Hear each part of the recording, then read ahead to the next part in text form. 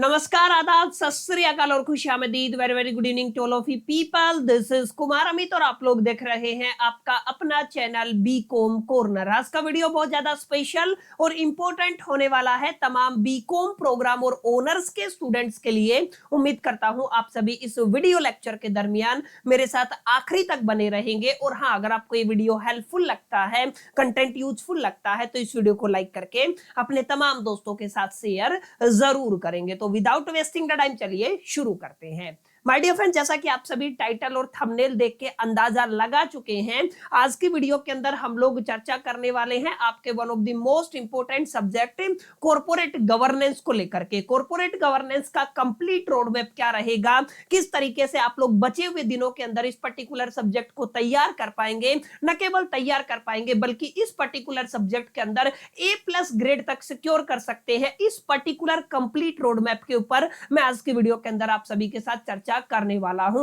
और ये वीडियो आप सभी के लिए इसलिए भी इंपॉर्टेंट रहने वाला है क्योंकि इस वीडियो के अंदर इस पर्टिकुलर सब्जेक्ट से जुड़े हुए जितने भी सवाल आपके मन में चलते हैं उन तमाम सवालों के जवाब मैं देने वाला हूं। जैसे ये पर्टिकुलर सब्जेक्ट है, क्योंकि सब्जेक्ट नया नया है, तो बच्चे काफी यूनिवर्सिटीज के अंदर, अलग अलग यूनिवर्सिटीज के अंदर इस सब्जेक्ट को देखते हैं और उसके सिलेबस को लेकर के काफी कंफ्यूज रहते हैं। अगर आप लोग चैप्टर के टाइटल को देखेंगे तो वहां पे भी कंफ्यूजन क्रिएट होता है। सिलेबस को लेकर के बच्चे ज्यादा कंफ्यूज रहते हैं, स्टडी मटेरियल को लेकर कंफ्यूजन होता है, फ्री नोट्स क्लासेस को लेकर के कंफ्यूजन होता है। इन शॉर्ट में जितने भी सवाल आपके मन में चलते रहते हैं, तमाम सवालों के जवाब आपको इस वीडियो में मिल जाएंगे। तो आप लोग इत्मीनान से मेरे साथ आखिरी तक बने रहिएगा और एक एक चीजों को मेरे साथ समझते रहिएगा। बहरहाल ज्यादा बातें ना करते हुए बढ़ते हैं इस पर्टिकुलर टॉपिक के ऊपर। देखिए, अगर आप लोग ध्यान देंगे तो रोड मैप के अंदर सबसे पहली चीज मेरा व्यक्तिगत मानना यह है कि आप सभी किसी भी पर्टिकुलर सब्जेक्ट की जब आप प्लानिंग करते हैं, रोड मैप बनाते हैं, तो सबसे पहले जो इंपॉर्टेंट चीज रहती है ना, that is the syllabus. Syllabus का ब्रेकडाउन आपको समझ में आना चाहिए यार, किस तरीके का पेपर आता है, पेपर का पैटर्न क्या होता है, कितने क्वेश्चंस आते हैं, जो सिलेबस के अंदर नंबर ऑफ यूनिट्स दी गई है वो कितनी रहने वाली है, उनका अपना वेटेज क्या रहेगा, कितने नंबर ऑफ चैप्टर्स आपको पढ़ने हैं, इस तरीके की जानकारी आप सभी को हासिल करनी चाहिए। तो हम आज की वीडियो की शुरुआत इसी टॉपिक से करने वाले हैं। हम सबसे पहले देखेंगे आपके सिलेबस को, जो कहां से रिलेटेड है, 2026 से रिलेटेड रहने वाला है। एक छोटी सी बात मैं आप सभी को पहले क्लियर कर देता हूं, अगर आप लोग दिल्ली यूनिवर्सिटी के स्टूडेंट हैं तो डेफिनेटली आप सभी के लिए वीडियो यूजफुल रहने वाला है। यानी कि दिल्ली यूनिवर्सिटी के अंदर भी आपको 3 तरीके के कॉलेजेस देखने को मिलते हैं। रेगुलर के बच्चे हो सकते हो, आप लोग एसयूएल के बच्चे हो सकते हो, और आप लोग एनसी वेब के बच्चे हो सकते हो। अलॉन्ग विद दूसरी चीज ये हो सकती है कि आप लोगों का ताल्लुकात प्रोग्राम से हो, यानी कि बीकॉम प्रोग्राम के स्टूडेंट हो सकते हो, या आप लोग बीकॉम ऑनर्स के स्टूडेंट हो सकते हो। आप किसी भी कैटेगरी के से ताल्लुकात रखते हो, ये वाली वीडियो आप सभी के लिए इंपॉर्टेंट रहने वाली है। अगर आप लोग किसी और यूनिवर्सिटी से ताल्लुकात रखते हो तो आपको एक छोटी सी चीज ध्यान ये देनी है, वैसे तो 80 to 90% सिलेबस सेम ही होता है हिंदुस्तान के अंदर जितनी भी यूनिवर्सिटी है, लेकिन आप लोग ये मान के चलें कि आपको एक बार टैली जरूर करना है। जो सिलेबस मैं आपको दे रहा हूं उस सिलेबस को एक बार आपकी यूनिवर्सिटी के साथ मैच करके देख लीजिएगा। अगर आपका सिलेबस मैच होता है तो ऑब्वियस सी बात है, जो भी चीजें हम लोग यहाँ पे डिस्कशन करने वाले हैं वो आपके ऊपर भी लागू हो सकती है, आपकी यूनिवर्सिटी के अंदर भी इंप्लीमेंट की जा सकती है। बहरहाल हम लोग बात कर रहे हैं सिलेबस की, तो एज यूजुअल क्योंकि ये आपका डिसिप्लिन डीएससी कैटेगरी का सब्जेक्ट रहने वाला है। डीएससी कैटेगरी यानी ये पेपर कितने क्रेडिट का रहेगा, 4 क्रेडिट का पेपर रहेगा, और 4 क्रेडिट के पेपर के अंदर एज यू नो 90 मार्क्स का आपका पेपर रहता है, जिसके लिए आपको 3 घंटे का वक्त, समय और time I dear friends provide किया जाता है। सर, समझने वाली बात ये है, इस पर्टिकुलर 90 मार्क्स के लिए दिल्ली यूनिवर्सिटी के अंदर हमारे कंप्लीट सिलेबस को अगर आप लोग देखेंगे ना, अगर आप लोग आपके सिलेबस को समझेंगे तो आपके सिलेबस को कितनी यूनिट्स के अंदर ब्रेक डाउन किया जाता है, 5 यूनिट्स के अंदर ब्रेक डाउन किया जाता है। जैसे आपका यूनिट नंबर 1 हो गया, 2 हो गया, 3 हो गया, फिर 4 हो गया और यहाँ पे 5 हो गया। इस केस में एक अच्छी बात यह है कि जितनी भी यूनिट्स आपको पढ़ाई जा रही है, 5 यूनिट है, पांचों यूनिट का वेटेज इक्वल रहने वाला है, 20%, 20%, 20%, 20% और 20%। माने हर एक यूनिट इंडिविजुअली 18 मार्क्स कंट्रीब्यूट करेगी। 5 यूनिट है, 18 5 90, आपका पूरा पेपर पेपर कितने नंबर का हो जाएगा, 90 नंबर का हो जाएगा। ये आपको अपने ख्याल में और अपने जहन में रखना है। पांचों यूनिट के अंदर सबसे पहली यूनिट क्या रहने वाली है, conceptual framework of corporate governance के नाम से पहली यूनिट रहेगी। दूसरी यूनिट के अंदर आपको पढ़ना है recent issues and the challenges of the corporate governance. तीसरी यूनिट के अंदर आपको पढ़ना है global corporate failures and the international codes. उसके बाद चौथी यूनिट आपको पढ़नी है corporate governance regulatory framework in India. Clear है? पांच यूनिट आप लोग पढ़ने वाले हैं corporate failures and the scam in India. ये 5 यूनिट है माय डियर फ्रेंड जो स्पेसिफिकली आपके सिलेबस के अंदर डाली गई है। अब यहाँ पे ध्यान देने वाली बात क्या है सर, यहाँ पर है ना चैप्टर्स को लेके बड़ा कंफ्यूजन हो रहा है कि किसी के बुक में कोई चैप्टर का टाइटल दिया हुआ है, किसी की बुक में कोई चैप्टर का टाइटल दिया हुआ है। आपको ध्यान ये देना है, ये जो आपका जैसे पहला यूनिट है, पहले यूनिट का टाइटल क्या है, conceptual framework of corporate governance.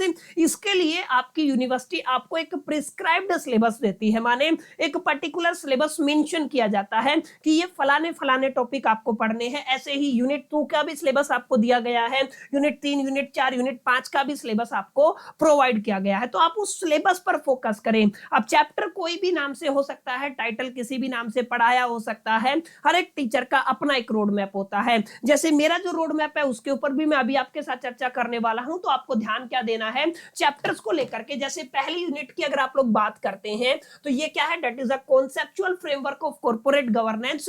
और दिल्ली यूनिवर्सिटी की तरफ से रेगुलर एसएल एनसीवीएफ तीनों ही तरीके के बच्चों के लिए ये वाला सिलेबस प्रिस्क्राइब किया गया है। माने आप लोगों को ये तमाम टॉपिक्स है इनको स्टडी करना है। और इन तमाम टॉपिक्स को स्टडी करने के लिए मैंने जो रोड मैप बनाया हुआ है अपने स्टूडेंट्स के लिए वो आपके 3 चैप्टर का है। माने जो पहला चैप्टर मैं आपको यहाँ पे पढ़ाऊंगा, फिर आपका दूसरा चैप्टर आपको पढ़ाऊंगा और तीसरा चैप्टर आपको पढ़ाऊंगा, और तीनों चैप्टर मिला करके आपको यहाँ पे 18% सॉरी आपका 18 मार्क्स कंट्रीब्यूट करने वाले हैं। 20% माने आप लोग क्या कह सकते हो, 18 मार्क्स आपको माय डियर फ्रेंड्स यहाँ पे मिल सकते हैं अगर आप लोग इन 3 चैप्टर को कंप्लीट करते हैं। किसी और किताब के अंदर कोई और टीचर इन चैप्टर को किसी और नाम से पढ़ा सकता है। मेरा व्यक्तिगत मानना यह है कि हम जब क्लास लेंगे ना तो हम इन पर्टिकुलर चैप्टर्स को इन नाम से पढ़ेंगे। जैसे सबसे पहले इंट्रोडक्शन चैप्टर हो गया है, सेकंड में आप लोग theoretical framework of corporate governance जहां पे आप लोग कॉर्पोरेट गवर्नेंस थ्योरीज को अंडरस्टैंड करते हैं। तीसरा क्या हो जाएगा, modules of the corporate governance. तो 3 चैप्टर होंगे हमारी पहली यूनिट के अंदर। समझ में आया? हर एक चैप्टर का इंडिविजुअल टाइटल अलग हो सकता है, ये आपको ध्यान में रखना है। सिमिलर भी हो सकता है, ये कंप्लीटली डिपेंड करता है। बस आपको ध्यान ये देना है, ये जो सिलेबस दिया गया है यूनिवर्सिटी की तरफ से, ये सारे टॉपिक हमारे इन चैप्टर के अंदर कवर हो रहे हैं या नहीं हो रहे हैं। समझ में आया? अब अगर आप लोग जैसे सेकंड चैप्टर की बात करते हैं, सेकंड यूनिट की बात करते हैं, तो सेकंड यूनिट के अंदर जो सिलेबस आपको दिया गया है वो ये है। और हमारे अनुसार यहाँ पे हमें 3 चैप्टर पढ़ने होंगे, चैप्टर नंबर 4, चैप्टर नंबर 5 और चैप्टर नंबर 6। ये जो मैं सीक्वेंस बता रहा हूं ना, सेम सीक्वेंस आपको हमारी प्लेलिस्ट के अंदर देखने को मिलेगी। और इसी तरीके से ये चैप्टर्स अपलोड होंगे, इसी तरीके से आपको पूरा का पूरा कंटेंट मिलने वाला है। जैसे चैप्टर 4 का टाइटल क्या रहने वाला है, बोर्ड एंड बोर्ड कमिटीज, पूरा पढ़ा चुका हूं। 5वें चैप्टर का insider trading and whistle blowing, ये भी कंप्लीट करा चुका हूं। छठा चैप्टर जो रिसेंटली हम लोग पढ़ रहे हैं, share holder activism, institutional investor and the class action shoot, ये वाला चैप्टर हमारा चालू है। इस बात को आपको याद में रखना। अगर आप लोग इन 3 चैप्टर को कंप्लीट कर लेते हैं तो again 20% that is the 18 marks आपके सेकंड यूनिट से यहाँ पे कंप्लीट हो जाते हैं। ठीक है, तो हम लोग सेकंड यूनिट के अंदर इन 3 चैप्टर को पढ़ने वाले हैं।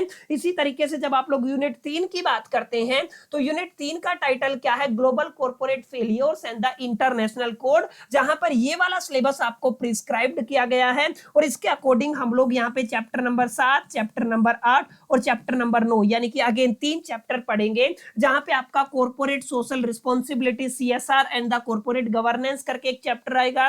उसके बाद major corporate failure in development world ये आएगा। और उसके बाद नवा चैप्टर आएगा corporate government codes and the standards across the global. ये 3 चैप्टर आएंगे जो आपको कितने मार्क्स दिला सकते हैं, अगेन 20% यानी कि 18 मार्क्स आपके फाइनल एग्जामिनेशन के अंदर दिला सकते हैं। यानी कि यूनिट 3 के अंदर chapter number 7, chapter number 8, chapter number 9 रहेगा। मैं जो रोड मैप फॉलो करने वाला हूं, मैं जिस नाम से इन पर्टिकुलर यूनिट को पढ़ाने वाला हूं, ये जो यूनिट 3 है इन 3 चैप्टर के अंदर कंप्लीट हो जाएगी। जैसे मैंने बताया ना, पहली जो आपकी यूनिट है वो मेरी आप अगर प्लेलिस्ट फॉलो करेंगे तो 3 जो चैप्टर हैं उनके अकॉर्डिंग पहली जो आपकी यूनिट है वो कंप्लीट हो जाएगी। ऐसे ही इन 3 चैप्टर के अकॉर्डिंग आपकी दूसरी यूनिट कंप्लीट हो जाएगी, इन 3 चैप्टर के अकॉर्डिंग आपकी तीसरी यूनिट कंप्लीट हो जाएगी। लेकिन ध्यान दीजिएगा यूनिट नंबर 4 के अंदर आपको डायरेक्ट क्या दिखेगा, यूनिट नंबर 4 के अंदर corporate governance regulatory framework in India पढ़ना है, जिसके लिए ये वाला सिलेबस आपको प्रोवाइड किया गया है, जिसके लिए एक ही चैप्टर आपको पढ़ना है,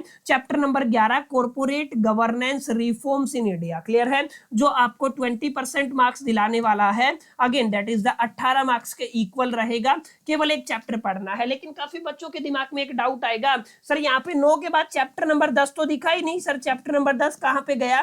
तो सर ये चैप्टर नंबर 10 है, ये आपका आखिरी यूनिट है, यानी कि जो आपका यूनिट नंबर 5 है ना, वो चैप्टर नंबर 10 है। ठीक है, ये आपको ध्यान में रखना है। तो ये वाला जो यूनिट है 4, इसके अंदर केवल एक चैप्टर पढ़ना है, एक चैप्टर आपको 18 मार्क्स दिला सकता है।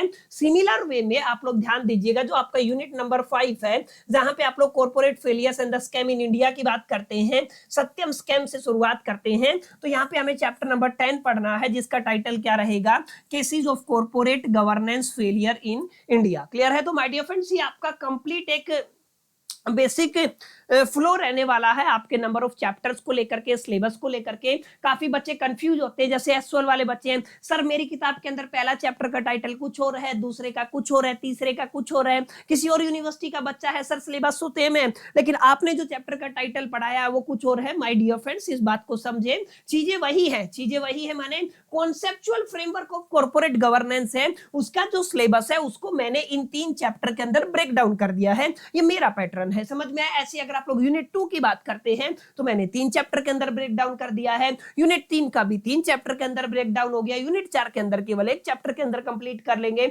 यूनिट 5 के अंदर केवल एक चैप्टर के अंदर कंप्लीट कर लेंगे। और टोटल अगर आप लोग इस सब्जेक्ट के अंदर 11 चैप्टर्स पढ़ लेते हैं तो आपका सिलेबस 101% कंप्लीट हो जाता है। और गुड न्यूज है ये है कि माय डियर फ्रेंड्स, हम लोग ऑलमोस्ट 6 चैप्टर कंप्लीट कर चुके हैं, माने हम लोग कहां पे आ चुके हैं, हम लोग 6ठे चैप्टर के ऊपर आ चुके हैं। कल आई थिंक वो कंप्लीट हो जाएगा, यानी 18 और 18 36 मार्क्स का काम मैं कंप्लीट करा चुका हूं।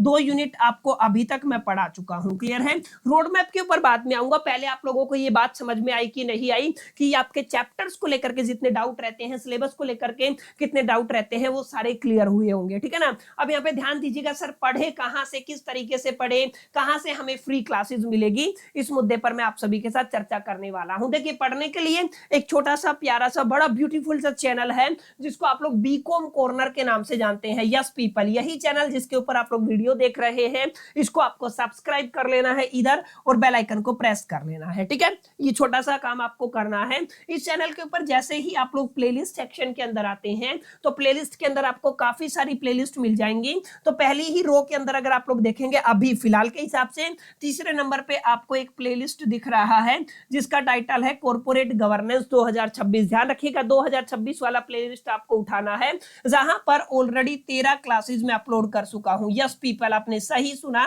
टोटल कितनी क्लासेस है? 13 क्लासेस में अपलोड कर चुका हूं, सॉरी 13 क्लासेस में अपलोड कर चुका हूं। इस पर अगर आप लोग क्लिक करते हैं तो आप लोग देख पाएंगे यहाँ पे सिलेबस से लेकर के पहला चैप्टर 1 शॉट के अंदर, सेकंड चैप्टर, फिर हम लोगों ने तीसरा चैप्टर पढ़ा, फिर हम लोगों ने चौथा चैप्टर पढ़ा, फिर हमने 5वां चैप्टर पढ़ा और 6ठा चैप्टर मैंने शुरुआत कर दिया है, जहां पर आप लोग चैप्टर नंबर 6 यहाँ पे क्लियरली देख पा रहे होंगे। समझ में आया? तो ये तो एक आपका बेसिक डाउट था कि सर कहां से पढ़ना है। क्लियर? कहां से पढ़ना है, इसका आपको जवाब मिल गया होगा। आपके चैप्टर्स को लेकर के जितने भी डाउट्स है उसकी क्लैरिटी मिली होगी। सर अब एक सवाल का जवाब और दे दीजिए, किताब कौन सी लेनी है? देखिए, वैसे तो अगर आप लोग बुक ना भी लेंगे ना तो भी काम चल जाएगा। ठीक है ना? आप हमारे लेक्चर्स को देखिए, नोट्स बना लीजिए, तो डेफिनेटली आप लोग इस पर्टिकुलर सब्जेक्ट के अंदर आराम से A+ सिक्योर कर सकते हैं। लेकिन फिर भी कोई बच्चा किताब खरीदना चाहता है तो मैं आपको केवल एक ही सजेशन दूंगा, that is the Taxmann publication. Taxmann publication के अंदर कॉर्पोरेट गवर्नेंस करके टाइटल है इस किताब का। अरुणा झा और अनुज भाटिया ने ये किताब लिखा है। ऑब्वियस सी बात है, पतली सी किताब है, थोड़े से पैसों में, करीब 350 रुपए के आसपास की किताब है, आप लोग इसको खरीद सकते हैं। बाकी जो बच्चे किताब नहीं खरीदना चाहते हैं वो इस वीडियो के डिस्क्रिप्शन बॉक्स के अंदर, याद रखिएगा, डिस्क्रिप्शन बॉक्स के अंदर हमारा टेलीग्राम लिंक पड़ा हुआ है, उसको ज्वाइन कर लीजिए। हम लोग जितने भी सेशंस लेंगे एक साथ तमाम पीडीएफ्स को मैं वहां पे अपलोड करवा देने वाला हूं। जो भी हम लोग यहाँ पे पढ़ाएंगे उसका एज इट इज पीडीएफ आपको मिल जाएगा, जिसको आप लोग एक्सेस करके अपनी प्रिपरेशन को एक नेक्स्ट लेवल के ऊपर लेके जा सकते हैं। समझ में आया? आई होप की चीजें क्लियर रही होंगी और आपको एक क्रिस्टल क्लियर जो आपके जितने भी डाउट थे उनका जवाब मिल गया होगा। अब हम बात करने वाले हैं रोड मैप को लेकर के।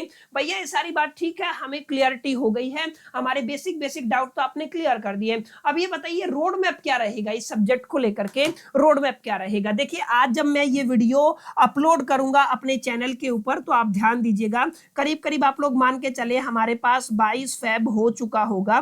We are talking about the 2026, ठीक है। और एकेडमिक कैलेंडर के अगर आप लोग देखेंगे तो एकेडमिक कैलेंडर में बात कही गई है 15 मई 2026 से आपके एग्जाम होने वाले हैं। क्लियर? आप लोग ध्यान दीजिएगा, आपके क्या होने वाले हैं, एग्जाम होने वाले हैं। और ये वीडियो आज रिकॉर्ड हो रहा है, ठीक है। तो अगर आप लोग ध्यान देंगे मैं फेब को भी छोड़ देता हूं और मैं मई को भी छोड़ देता हूं, दोनों मंथ को अगर मैं छोड़ देता हूं तो बीच में हमारे पास केवल और केवल हमारे पास 2 मंथ का समय बचता है। अगर आप लोग मार्च की बात कर लीजिए, ठीक है ना, तो मार्च आपका हो जाएगा।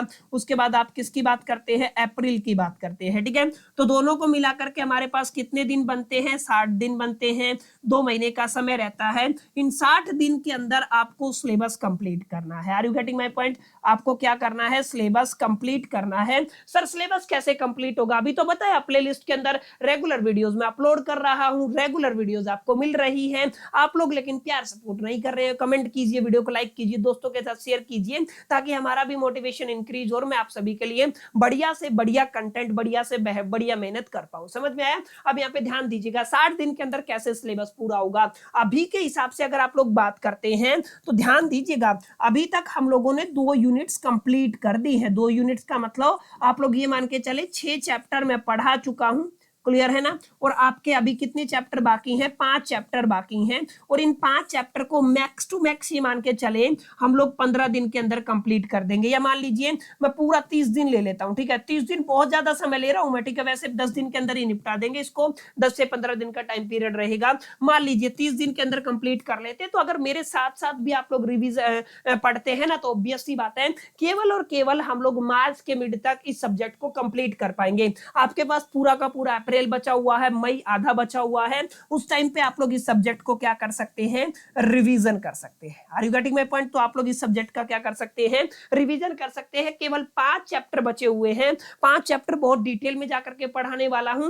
वैसे तो सब्जेक्ट थ्योरेटिकल है, ज्यादा कुछ आपको हेडेक लेने की जरूरत नहीं, बड़ा प्यार से पास हो जाओगे। लेकिन अच्छे मार्क्स लेके आने हैं ना तो इस रोड मैप को फॉलो करना पड़ेगा। अभी जो मैं 6 चैप्टर करा चुका हूं, 6ठा चैप्टर आपका हमारा कैरी ऑन है, तो उसको आप लोग पढ़िएगा। 6 चैप्टर तैयार कीजिए। 6 चैप्टर तैयार करेंगे, आपका करीब करीब 50% काम तो यहीं पे निपट जाएगा। समझ में आया? उसके बाद 5 चैप्टर के लिए 30 दिन पकड़ लीजिए, 1 महीना पकड़ के चलते हैं, तो आप लोग मिड ऑफ मार्च के अंदर सिलेबस कंप्लीट कर पाएंगे। आपका आधा मार्च बच गया है, अप्रैल बच गया है, आधा मई बच गया। कितना सारा टाइम है, बड़े प्यार से आप लोग न केवल इस सब्जेक्ट को रिवाइज कर पाएंगे बल्कि अपने अलग अलग जो सब्जेक्ट हैं उनको भी टाइम दे पाएंगे। ठीक है, तो my dear friends, it's all about the complete road map for the corporate governance. मैंने कोशिश की है जितने भी सवालात एक बच्चे के मन में चलते हैं उन तमाम सवालात के जवाब देने की। फिर भी कोई आपका क्वेश्चन रहता है तो let me know in the comment box. इस वीडियो में इतना ही, मिलते हैं नेक्स्ट वीडियो के अंदर। जब तक के लिए मैं तो सोल दी बेस्ट, कीप लर्निंग।